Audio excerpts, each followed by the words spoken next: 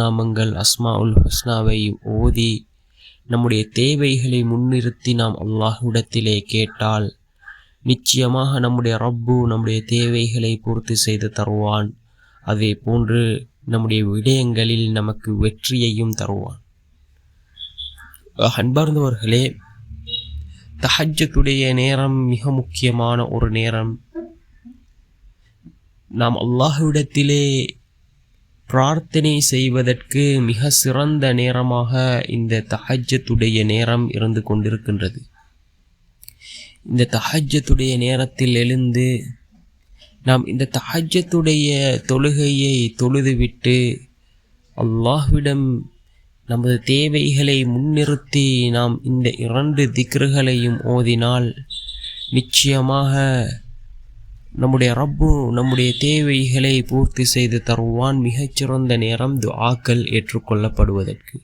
ஏனென்றால் அல்லாஹ்வின் தூதர் ஸல்லல்லாஹு அலைஹி வஸல்லம் அவர்கள் கூறினார்கள், தஹஜ்ஜுடைய நேரத்தில் அல்லாஹ் ஜல்ல சுப்ஹானஹு வ தஆலா கீழ்வானுக்கு வருவதாகவும், அதாவது முதலாவது வானத்திற்கு அல்லாஹ் வருகின்றான்.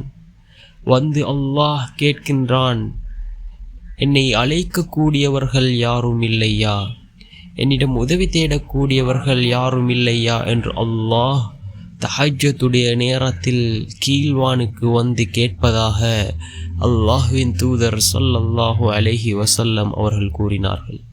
அன்பார்ந்தவர்களே, எல்லா மக்களும் உறங்கக்கூடிய அந்த நேரத்தில் நாம் எழுந்து அல்லாஹ்வை தொழுதுவிட்டு அல்லாஹ்விடம் பிரார்த்தனை செய்தால், அழுது கண்ணீர் வடித்தால் நிச்சயமாக அல்லாஹ் ஜல்ல சுப்ஹானஹு வ தஆலா நம்முடைய பிரார்த்தனைகளை ஏற்றுக்கொள்வான்.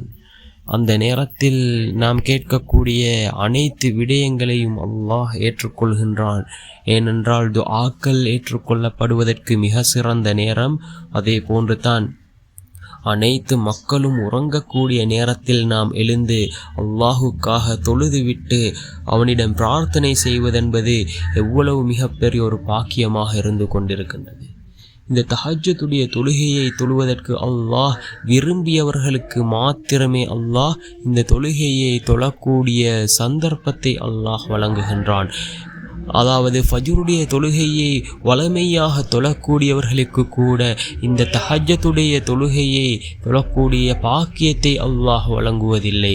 அவன் விரும்பியவர்களுக்கு மாத்திரமே இந்த தஹஜ்ஜுடைய தொழுகையை தொழக்கூடிய பாக்கியத்தை அல்லாஹ் வழங்குகின்றான். இமாம் ஷாஃபிஈ ரஹ்மஹுல்லாஹ் அவர்கள் குறிப்பிடுகிறார்கள், யார் இந்த தஹஜ்ஜுடைய தொழுகையை தொழுது வருகிறாரோ அவர்களுடைய முகத்தில் அல்லாஹ் பிரகாசத்தை ஏற்படுத்துவதாக இமாம் ஷாஃபி ரஹ்மஹுல்லாஹ் அவர்கள் குறிப்பிடுகிறார்கள். அன்பார்ந்தவர்களே, இந்த தஹஜ்ஜுடைய நேரத்தில் நாம் இந்த தஹஜ்ஜுடைய தொழுகையை தொழுதுவிட்டு நம்முடைய தேவைகள் இருக்கும். நமக்கு அதாவது சொந்த வீடு ஒன்று கட்ட வேண்டும், அதே போன்று நமக்கு ஒரு நல்ல சிறந்த வேலை ஒன்று கிடைக்க வேண்டும், இன்னும் ஏராளமான தேவைகள் இருக்கும்.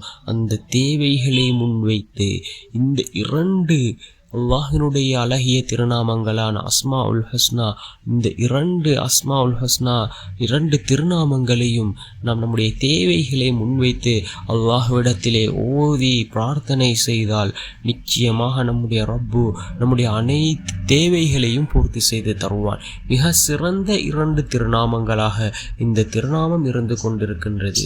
அல் பாசித், அல் பாசித் யா அல்லாஹ், அல் பாசித்து யா அல்லாஹ், தாராளமாக கொடுப்பவன், தாராளமாக கொடுப்பவன் யா அல்லாஹ் என்று பொருள்படக்கூடிய அல் பாசித், அல்லாஹினுடைய தன்மைகளை கூறக்கூடிய இந்த திருநாமம், அல்லாஹினுடைய தன்மைகள், அல்லாஹினுடைய அழகிய தன்மைகளை கூறக்கூடிய இந்த திருநாமங்களை கொண்டு நாம் நம்முடைய தேவைகளை கேட்டால் நிச்சயமாக நம்முடைய ரப்பு நம்முடைய தேவைகளை பூர்த்தி செய்து தருவான். அல் பாசித்து யா அல்லாஹ், யா அல்லாஹ் நீ தாராளமாக கொடுக்கக்கூடியவன் யா அல்லாஹ், யா அல்லாஹ் என் தேவைகளை பூர்த்தி செய்து தாயா அல்லாஹ் என்று நம்மை படைத்த ரப்பிடம் நாம் கேட்கின்றோம். நிச்சயமாக அவன் தன்னுடைய அடியார்களுக்காக நிச்சயமாக அவர்களுடைய பிரார்த்தனைகளை அவன் ஏற்றுக்கொள்வான்.